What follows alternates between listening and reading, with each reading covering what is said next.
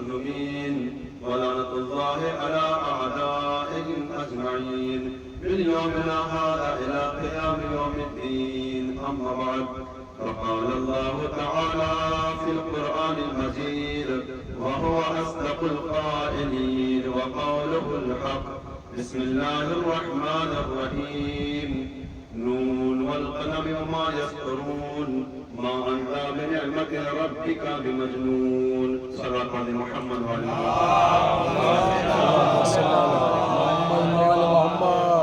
عزیزان محترم، مولا حسین کے ماتم دارو، مولا حسین کے چاہنے والوں، آپ حضرات کی پاکیزہ سماعتوں کے حوالے سورہ نون والقلم کی ابتدائی آیتوں کو پیش کیا. ان آیتوں میں اللہ تعالیٰ یہ ارشاد فرما رہا ہے: قسم ہے قلم کی اور اس چیز کی جسے یہ لوگ لکھ رہے ہیں. اے پیغمبر، آپ اپنے پروردگار کی نعمت کی بنا پر مجنون اور دیوانے نہیں ہیں. عزیزان گرامی، آپ اس بات پر غور فرمائیں کہ انسان کی بلندی کیا ہے. تو انسان کی بلندی کو کیسے سمجھا جائے؟ آپ انسان کی بلندی کو سمجھنا چاہتے ہیں تو آپ اس طرح سمجھیے کہ اللہ نے جب قرآن مجید کو نازل کرنا چاہا تو پہاڑوں میں اتنی طاقت نہیں کہ قرآن مجید کا وزن برداشت کر سکے، آسمان میں اتنی قوت نہیں کہ وہ قرآن مجید کا وزن برداشت کر سکے. اس لیے کہ قرآن مجید کی آیت ہے کہ اگر یہ قرآن مجید پہاڑوں پر نازل کیا جاتا تو پہاڑ چور چور ہو جاتے. تو معلوم یہ ہوا کہ قرآن کے نازل ہونے کی جگہ نہ پہاڑوں پر، نہ آسمانوں پر، نہ زمینوں پر. کیوں؟ نہ پہاڑوں میں اتنی طاقت تھی کہ وہ قرآن کا وزن برداشت کر لے، نہ آسمانوں پر اتنی طاقت تھی کہ وہ قرآن کا وزن برداشت کر سکے، نہ زمین میں اتنی طاقت تھی کہ وہ قرآن مجید کے وزن کو برداشت کر سکے. تو عزیزان گرامی، قرآن مجید اپنی منزل تلاش کر رہا تھا کہ کہاں پہ اترنا ہے. اسے منزل نظر آئی، وہ بھی پیغمبر اسلام کا قلب نظر آیا، پیغمبر اسلام کا دل نظر آیا. تو اب مجھے جملہ کہنے دیجئے کہ عزیزان گرامی، پیغمبر اسلام کے قلب میں اتنی قوت تھی، وہ قوت نہ آسمانوں میں پائی جاتی تھی، نہ زمینوں میں پائی جاتی تھی، نہ آسمانوں میں پائی جاتی تھی، نہ پہاڑوں میں پائی جاتی تھی. اب آپ انصاف سے بتائیے کہ جب پیغمبر اسلام اس دنیا سے چلے جائیں گے تو اس قرآن مجید کی جگہ کہاں پر ہوگی؟ کیا ان دلوں میں ہوگی جو پہاڑوں سے کمزور ہیں؟ کیا ان دلوں میں ہوگی کہ جو پہاڑوں پر عزیزان گرامی فرار اختیار کر جاتے ہیں؟ نہیں، بلکہ قرآن مجید کی جگہ ان دلوں میں ہوگی کہ اگر پہاڑوں کو اشارہ کر دیں تو پہاڑ اپنی جگہ سے ہٹتا ہوا نظر آئے گا. محمد وعلی محمد.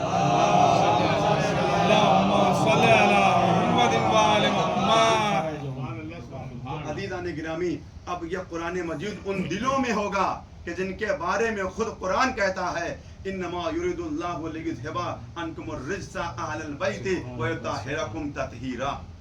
یعنی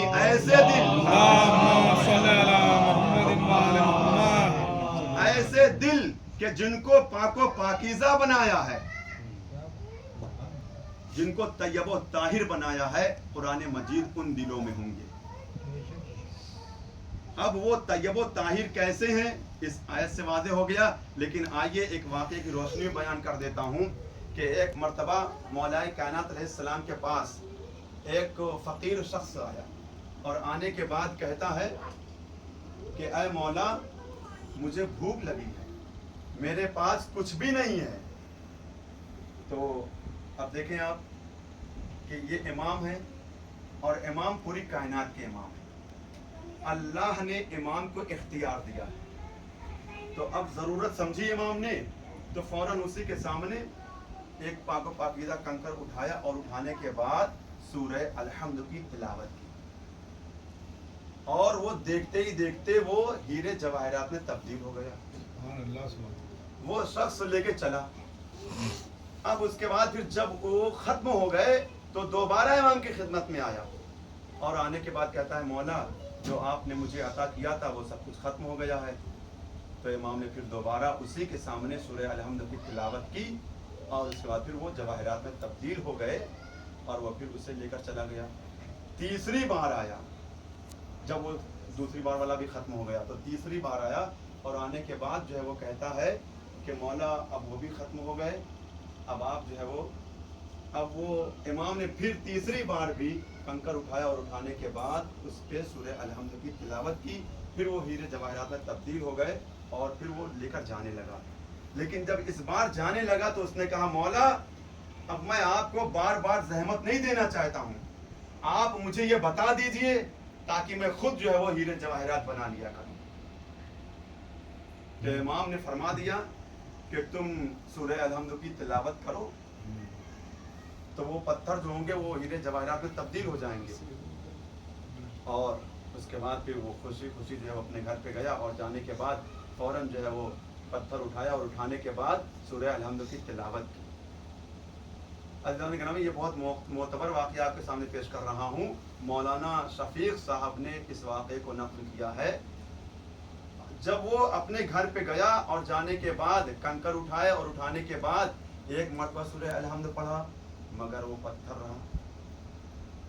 دوسری بار پڑھا, روایت میں ہے کہ کئی بار اس نے سورہ الحمد کی تلاوت کی لیکن وہ ہیرے جواہرات میں تبدیل نہیں ہوا. اب وہ فوراً آیا امام کی خدمت میں اور کہنے لگا اے میرے امام, اے میرے مولا, آپ نے کچھ اور پڑھا مجھے کچھ اور بتا دیا. امام نے فرمایا میں نے جو کچھ پڑھا تھا وہی تم کو بتایا ہے. کہا کہ اگر آپ ایسا کہتے ہیں تو آپ بلند و آواز کے ساتھ پڑھیے تاکہ میں بھی سنوں کہ آپ کیا پڑھ رہے ہیں. امام نے فوراً بسم اللہ الرحمن الرحیم کی تلاوت کی اور سورہ الحمد کی تلاوت کی. اسی کی نظروں کے سامنے ہیرے جواہرات میں تبدیل ہو گئے. وہ کھڑا ہو کے دیکھتا رہ گیا, حیران اور پریشان وہ دیکھ رہا ہے. اب عزیزان گرامی ہو سکتا ہو یہ واقعہ میں نے نقل کیا لیکن ایک دم سے مجھے یاد آ گیا کیونکہ اپنی بات کو آگے بڑھانا ہے. اب وہ شخص اس معجزے کو دیکھ کر حیران رہ گیا. دیکھیں یہاں پہ میں وہ نہیں کہوں گا جو دوسرا لفظ استعمال کیا جاتا ہے بلکہ لفظ معجزہ آپ یہاں پہ سمجھیے کہ لفظ معجزہ اس نے جیسے ہی دیکھا یہ کیسا معجزہ ہو گیا. تو امام نے کیا فرمایا؟ امام نے یہ فرمایا کہ دیکھ طیب و طاہر قرآن مجید کے لیے طیب و طاہر زبان کی بھی ضرورت ہوتی ہے.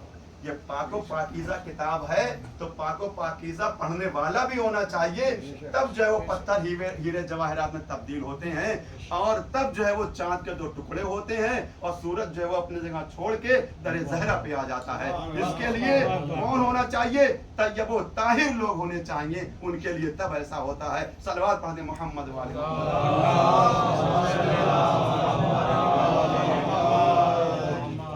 اور عزیزان گرامی اور ایسا نہیں ہے کہ یہ اسی زمانے میں ہوتا تھا بلکہ آج بھی آپ دیکھیں مولا کے روضے پہ جائیے, چاہے پہلے امام کے روضے پہ جائیے, امام حسین علیہ السلام کے روضے پہ جائیے, مولا عباس کے روضے پہ جائیے, پوری تاریخ بھری ہوئی ہے. ایسے ایسے افراد متقی پرہیزگار لوگ موجود تھے کہ جو جب جا کے بولتے تھے السلام علیکم تو ان کا جواب بھی آتا تھا. تو اب اس میں کوئی کیا حیران ہو جائے کہ کیسے جواب دے سکتے ہیں؟ نہیں, بلکہ عزیزان گرامی یہ اہل بیت علیہ السلام ہیں, یہ طیب و طاہر ہیں اور اللہ نے ان کو اختیار, بلکہ اب اختیار کی بات آ گئی ہے تو ایک بات اور سن لیں کہ صرف اللہ نے اہل بیت علیہ السلام کو یہ اختیار نہیں دیا ہے بلکہ اہل بیت علیہ السلام کے چاہنے والے بھی ایسے ایسے گزرے ہیں کہ جن کو اتنا اختیار تھا. مثلا جناب سلمان فارسی کے بارے میں ملتا ہے کہ جب مولائے کائنات علیہ السلام غسل و کفن کے لیے پہنچے ہیں, جناب سلمان فارسی اس دنیا سے رخصت ہو چکے, ان کا جنازہ تختے پہ ہے, وہ لیٹے ہوئے ہیں, موت ہو چکی ہے, روح نکل چکی ہے, مگر عزیزان گرامی آپ دیکھیں جیسے ہی مولائے کائنات علیہ السلام پہنچے جناب سلمان فارسی ان کے احترام کے لیے کھڑے ہونے لگے.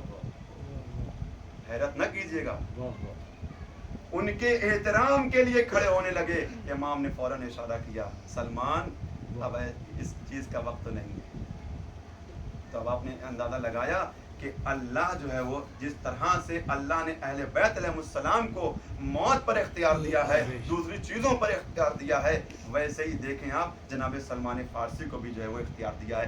ایسے ہی نہیں کہا ہے پیغمبر اسلام نے سلمان منا علی البیت، بلکہ کوئی نہ کوئی خصوصیت تھی کہ جس کی بنا پر کہا سلمان منا علی البیت، سلمان ہم اہل بیت میں سے ہیں. اور عزیزان گرامی سلمان منا علی البیت کہا، یہ جناب سلمان فارسی کے لیے توجہ چاہتا ہوں، قیمتی فکرہ عقیدتی جملہ ایک دم سے آپ کے سامنے پیش کرتا ہوں. جناب سلمان فارسی کی وہ منزل ہے کہ پیغمبر نے فرمایا کہ آپ ایمان کے 10ویں درجے پر فائز ہیں، اور سلمان کو کہا ہم اہل بیت میں سے ہیں.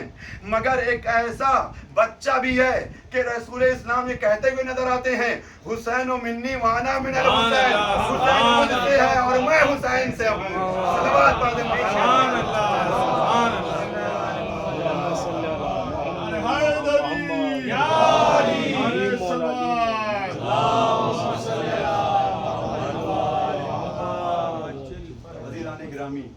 یہ ہے امام حسین علیہ السلام کی عظمت کہ حسین منی وانا من الحسین، حسین مجھ سے ہے اور میں حسین سے ہوں. تو عزیزو یہ قرآن مجید قلب پیغمبر پر نازل ہوا. اب جو میں نے آپ کے سامنے تلاوت کی، نون والقلم وما یسطرون، قسم ہے قلم کی اور اس چیز کی جسے یہ لوگ لکھ رہے ہیں. یہ سب کچھ میں نے آپ کے سامنے جو قرآن مجید کی فضیلت اور عظمت کو آپ کے سامنے بیان کیا کہ آج بھی قرآن مجید کے سوروں میں وہ طاقت اور قوت پائی جاتی ہے جو 1400 سال پہلے پائی جاتی تھی. اور اب یہی پیغمبر اسلام ہے کہ فرمایا حسین منی وانا من الحسین، حسین مجھ سے ہے اور میں حسین سے ہوں. اب جیسے کچھ لوگ یہ کہتے ہوئے نظر آتے ہیں کہ پیغمبر اسلام ہمارے جیسے، پیغمبر ہمارے جیسے، انہوں نے تاریخ میں یا اپنے آس پاس یہ دیکھا کہ پیغمبر اسلام ہماری طرح کھاتے ہیں اور پیتے ہیں، تو لہذا انہوں نے کہہ دیا کہ پیغمبر ہمارے جیسے. لیکن عزیزان گرامی فضیلت کی بات تو تب ہے کہ جب پیغمبر کہیں کسی کے بارے میں کہ یہ ہمارے جیسا ہے. اب یہاں پر ایک مثال آپ کے سامنے پیش کر دوں کہ جب کوئی انسان کسی انسان سے اپنا رشتہ جوڑتا ہے تو ظاہر ہے دوستی کا بھی اعلان کرتا ہے، اپنی رشتہ داری کا بھی اعلان کرتا ہے. دوست نہیں ہوتے ہیں تو تب بھی اعلان کر دیتا ہے، اپنے خاندان کا جو ہے وہ اعلان کر دیتا ہے، بتاتا ہے کہ مثلا اگر کوئی بڑی پوسٹ پر ہے، پڑھا لکھا ہے، معاشرے میں اس کی عزت ہے، تو پھر یہی کہتے ہیں کہ یہ ہمارے قریب ہیں اور یہ ہمارے جاننے والے ہیں. مطلب یہی کہ یہ اپنی دوستی کا اعلان کر رہے ہیں، بتا رہے ہیں. کیوں؟ اس لیے کہ آپ کو ان کے کردار پر بھروسہ ہے، ان کے کردار پر بھروسہ ہے اور ان کی پڑھائی لکھائی پر بھروسہ ہے، سب کچھ. تو لہذا آپ نے کہا کہ یہ ہمارے ملنے والے ہیں اور ہماری ان سے اچھی دوستی ہے. تو عزیزان گرامی لوگ کہتے تھے پیغمبر اسلام کو اپنے جیسا، مگر بات تو تب تھی کہ پیغمبر اسلام کہیں یہ ہمارے جیسا. تاریخ میں کسی کے بارے میں پیغمبر نے نہیں کہا کہ یہ ہمارے جیسا. بس مولا کائنات علیہ السلام کی شخصیت وہ ہے کہ پیغمبر اسلام نے فرمایا علی النذیری، علی میرے جیسا. سبحان اللہ. علی النذیری، علی میرے جیسا ہے. تو کیوں کہا ایسا؟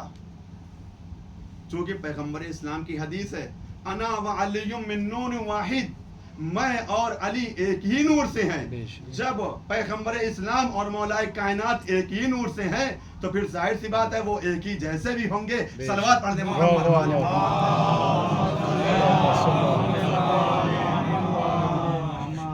تو عزیزان گرامی یہی مولا کائنات علیہ السلام ہیں کہ ایک بار راستہ چل رہے تھے، ایک پورا قافلہ تھا اور ایک درخت کے نیچے جب یہ سب کے سب جو ہے وہ پہنچے تو سب نے کہا کہ ہم کو بھوک لگی ہے، اور درخت ایسا تھا کہ وہ سوکھے درخت تھے. تو فوراً مولا کائنات نے درخت کو اشارہ کیا اور وہ ہرا بھرا ہو گیا، سرسبز و شاداب ہو گیا. لیکن اس قافلے میں ایسے لوگ بھی تھے کہ جو منافق بھی تھے اور کچھ جو وہ سچے مومن بھی تھے، چاہنے والے تھے. تو امام نے فرمایا اب یہ ہرا بھرا ہو چکا ہے، یہ پھلدار ہو چکا ہے، اب جو پھل ہو مثلاً کسی بھی چیز کا درخت تھا، وہ سیب کا تھا یا اس طرح سے مجھے یاد نہیں آ رہا ہے، لیکن کوئی پھلدار درخت تھا. اب عزیزان گرامی امام نے فرمایا کہ اب جن کو بھوک لگی ہے وہ خود جو ہے وہ کیا نام ہے توڑ کر کھا لیں. اب عزیزان گرامی تاریخ میں موجود ہے کہ فوراً جو چاہنے والے تھے سب کے سب تھے، بلکہ وہ انہوں نے اپنے ہاتھ کو بڑھایا اور جو ہے وہ پھل کو توڑا اور توڑ کر کھانے لگے. اب اور یہ وہ واقعہ ہے کہ جس کو ایک اہل سنت نے نقل کیا ہے، کوکب دری میں اس واقعے کو نقل کیا ہے، توجہ چاہتا ہوں. لیکن کچھ ایسے بھی منافق تھے کہ جو ہاتھ بڑھاتے تھے ٹہنی اوپر چلی جاتی تھی، وہ شاخ اوپر چلی جا رہی تھی. وہ لوگ حیران اور پریشان، آخر یہ کیا ماجرا ہے کہ کچھ ایسے مومن ہیں کہ جو ہاتھ بڑھاتے ہیں تو ان کے ہاتھ میں پھل آ جاتے ہیں، مگر ایسے ہیں کچھ جو ہاتھ بڑھاتے ہیں تو شاخ اور اوپر چلی جاتی ہے. چاہنے والے آ گئے، مولا آخر یہ کیا ماجرا ہے، ایسا کیوں ہو رہا ہے؟ تو امام نے فرمایا کہ میں نے جنت کا ایک منظر پیش کر دیا ہے، جنت کا ایک منظر پیش کر دیا ہے. جن کے دلوں میں علی کی محبت ہے ان کے لیے پھل آ جاتا ہے، لیکن جن کے دلوں میں علی کی محبت نہیں ہے ان کے ہاتھ میں پھل نہیں آتے ہیں. بس یہی جنت کا جو ہے وہ نظارہ ہے. جن کے دلوں میں علی کی محبت ہوگی وہ جیسے ہی تمنا کریں گے وہ پھل ان کے ہاتھ میں آ جائے گا، ان کے سامنے غذا آ جائے گی. عزیزان گرامی لیکن جن کے دلوں میں علی کی محبت نہیں ہوگی ان کو جہنم میں پھینک دیا جائے گا. صلوات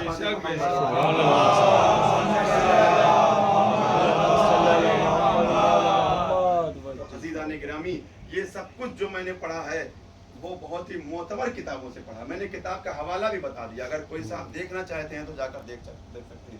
کوکب در ایک اہل سنت کی کتاب ہے اور وہ مولا کائنات کی فضیلت کے بارے میں اس طرح سے جو ہے وہ نقل کر رہا ہے. عزیزو اور یہی اب قرآن مجید ہے. اب آپ سے ایک سوال ہے کہ پیغمبر اسلام نے 40 سال زندگی گزاری، لیکن 40 سال زندگی گزاری قرآن مجید کا ایک حرف نازل نہیں ہوا، قرآن مجید کا ایک لفظ نازل نہیں ہوا. 40 سال گزر گئے، لیکن 40 سال کے بعد قرآن مجید نازل ہونا شروع ہو گیا. یعنی جب آپ کو مبعوث کیا گیا تب قرآن مجید نازل ہوا. اب سوال یہ ہے کہ قرآن مجید کیوں نہیں نازل ہوا؟ تو عزیزان گرامی اس کا سیدھا سا جواب ہے کہ قرآن مجید کا سمجھنے والا ہی کوئی نہیں تھا. قرآن مجید کا سمجھنے والا ہی نہیں کوئی تھا. جب مولائے کائنات جیسے مفسر قرآن دنیا میں آ گئے، جب مولائے کائنات علی بن ابی طالب علیہ السلام قرآن کو سمجھانے والے دنیا میں آ گئے، تب اللہ نے پیغمبر اسلام پر قرآن مجید نازل کرنا شروع کر دیا. سبحان اللہ. اور یہی مولائے کائنات علیہ السلام جو ہے وہ محافظ قرآن بنے. اور یہ آپ حضرات جو ہے وہ روایتوں میں بھی دیکھ سکتے ہیں، کتابوں میں بھی، کہ قرآن مجید کیوں نازل نہیں ہوا اور پیغمبر اسلام نے رسالت کا اعلان کیوں نہیں کیا. پیغمبر اسلام نے رسالت کا اعلان بھی شاید اس لیے بھی نہیں کیا کہ کوئی حفاظت کرنے والا نہیں تھا. جہاں پہ بہت ساری وجہ ہیں، مثلا 40 سال تک سب سے پہلے آپ نے کردار پیش کیا، لیکن ان وجہوں میں سے ایک وجہ یہ بھی ہے کہ پیغمبر اسلام کی حفاظت کرنے والا جناب ابو طالب علیہ السلام تھے، لیکن عزیزان گرامی ضرورت اسلام کو تھی مولا علی جیسا.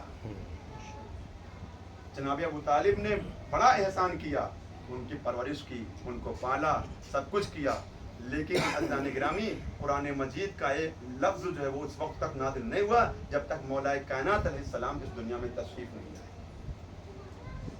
اور جب جیسے ہی مولا کائنات علیہ السلام اس دنیا میں آئے قرآن مجید جو ہے وہ نازل ہوا اور قرآن مجید جو ہے وہ پیغمبر اسلام نے لوگوں کے سامنے پیش کیا. اب یہیں پر ایک بات اور بتاتا ہوا چلوں کہ یہ قرآن مجید جو نازل ہوا یک بارگی نازل ہوا پیغمبر اسلام کے بارے میں، انا انزلناہ فی لیلۃ القدر، ہم نے قرآن مجید کو نازل کیا شب قدر میں. توجہ چاہتا ہوں، ہم نے قرآن مجید کو نازل کیا شب قدر میں. تو میرے معبود یہ جو نزول ہے یہ کس کے لیے ہے؟ یہ نزول کس کے لیے ہے؟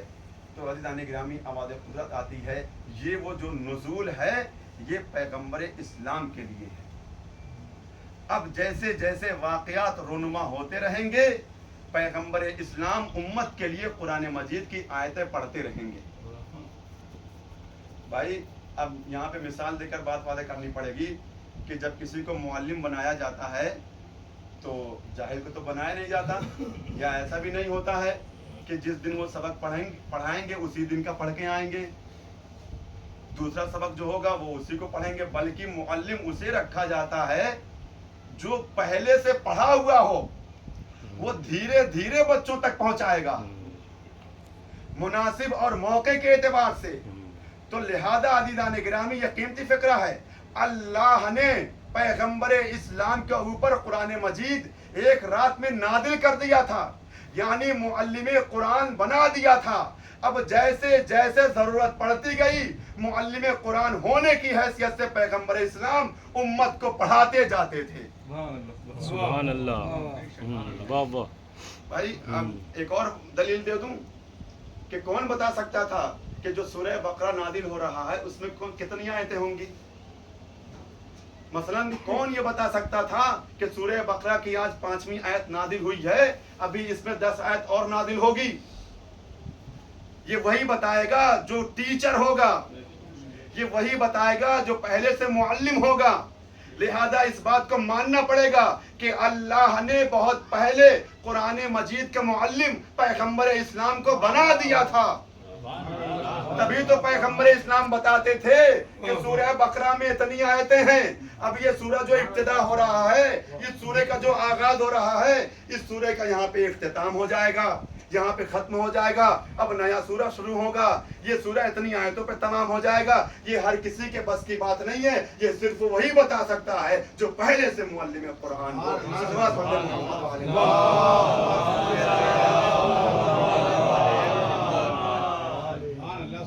مؤذن صاحب کو نیند آ رہی ہے، لگ رہا ہے بیدار نہیں ہے۔ صلوات پڑھنے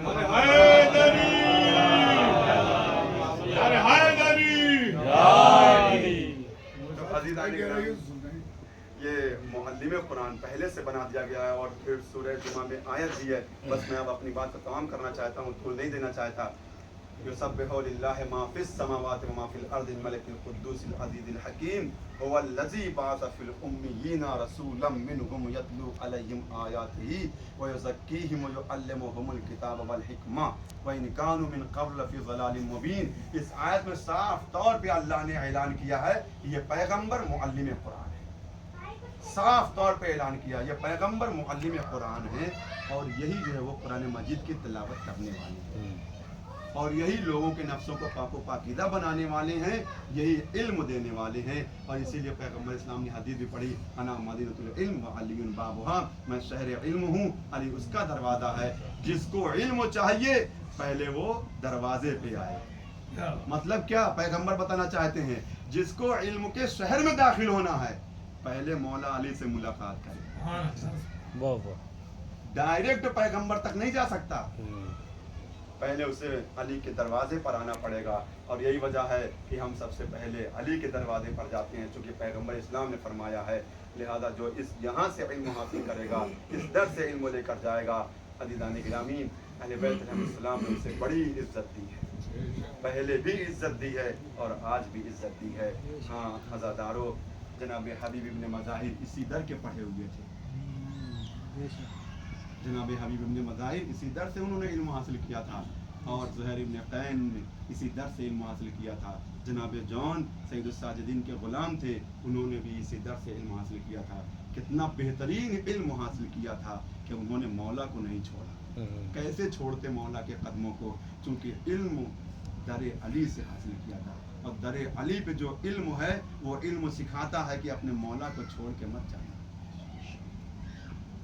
اپنے مولا کو چھوڑ کے مت جانا۔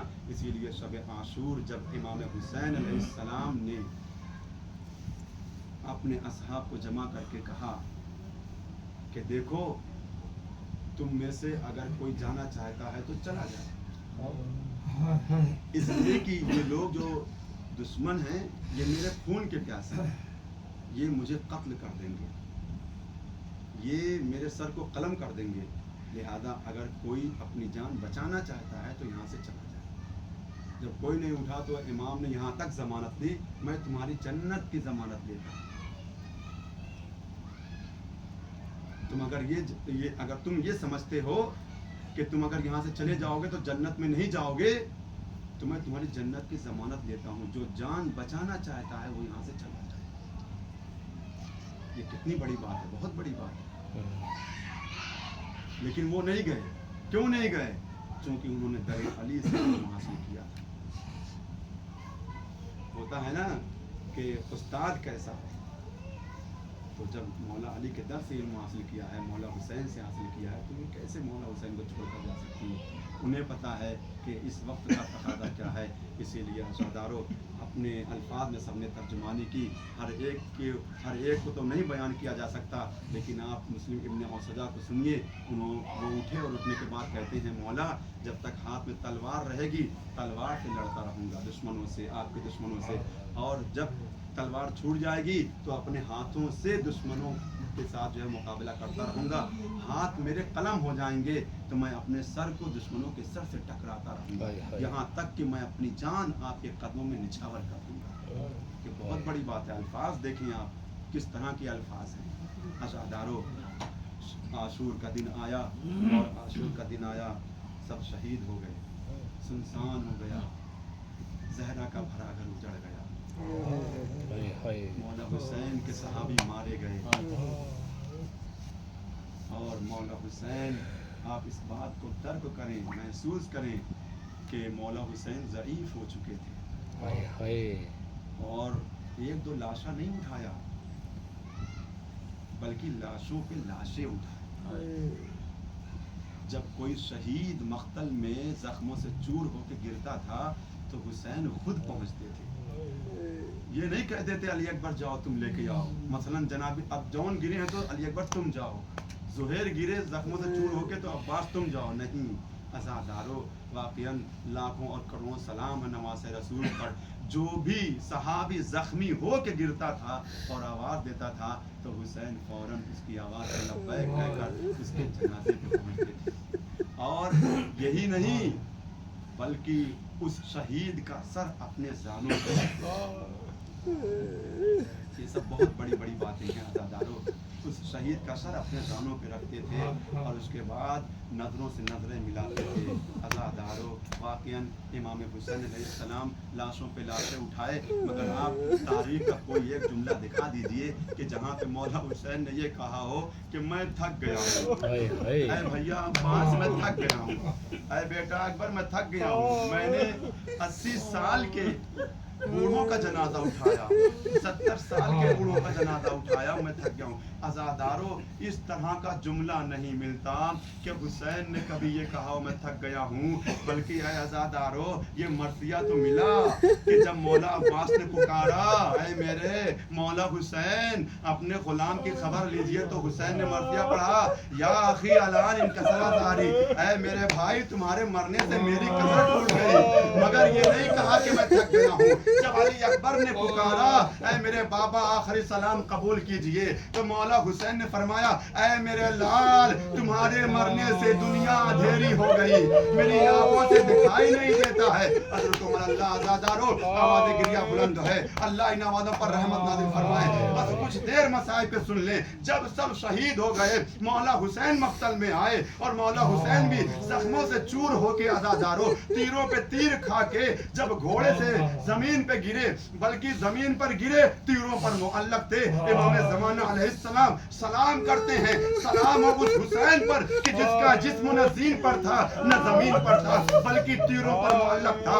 اے عزادارو جب مولا حسین سکینہ سے رخصت ہو کے گئے تھے تو سکینہ نے مصلی بچھا دیا تھا, اور مصلی بچھا کے اپنے بابا کا انتظار کر رہی تھی کہ میرا بابا آئے گا مجھے پیار کرے گا. مگر اے عزادارو سکینہ کا بابا نہ آیا. جب ذوالجناح آیا تو سکینہ آگے بڑھی اور ذوالجناح سے بات کرنے لگی, اے میرے بابا کے گھوڑے, میرے بابا کو کہاں چھوڑ آیا, میرے بابا کو واپس بلا دو۔ عزادار ہو ذوالجلال نے اشارہ کیا تو سکینہ پوچھتی ہے اے میرے بابا کے گھوڑے، کیا میرے بابا کو ظالموں نے پانی پلایا تھا؟ کیا ایک قطرہ پانی ملا؟ عزادارو ساقی کوثر کا لال پیاسا ذبح ہو گیا مگر ایک قطرہ پانی نہ ملا، ترستا اس دنیا سے چلا گیا۔ اللہ عزادارو آواز گریہ بلند ہے، اللہ ان نوانوں پر رحمت نازل فرمائے۔ جب حسین شہید ہو گئے، گھروں میں آگ لگا دی گئی، بیویوں کے سروں سے چادریں چھین لی گئی، بیویاں ایک خیمے سے دوسرے خیمے میں جاتی تھیں۔ عزادارو سکینہ کے گوشوارے چھینے گئے، اس طرح سے چھینے گئے کہ سکینہ کے کان زخمی ہو گئے۔ بچی مقتل میں جو ہے وہ چیخ رہی ہے، چلا رہی ہے، اپنے بابا کو آواز دیتی ہے۔ بس اے عزادارو اس کے بعد شمر ملون آگے بڑھا، سید سجاد کو قید کر دیا، ہاتھوں میں ہتھکڑی، پیروں میں بیڑی، کمر میں لنگر اور گلے میں توق، اور اس کے بعد اہل حرم کو ایک رسی میں باندھ دیا گیا اور اس لوٹے ہوئے قافلے کو وہاں سے گزارا گیا جہاں پہ عزیزوں کے لاشیں بے گور و کفن پڑے ہوئے تھے۔ اسی لیے تو سید سجاد نے جیسے ہی اپنے بابا کا لاشا دیکھا چہرہ بدلنے لگا۔ زینب نے کہا بیٹا سجاد یہ تمہارا حال کیا ہے، کیا یہیں پہ ہمارا ساتھ چھوڑ دو گے؟ تو سید سجاد نے کہا تھا اے اماں، اے پھوپھی زینب، وہ بیٹا کتنا مجبور ہے جس کے بابا کا لاشا کربلا کی جلتی زمین پر بے گور و کفن پڑا ہوا ہے، بیٹا اتنا مجبور کہ وہ لاشے کو دفنا نہیں سکتا۔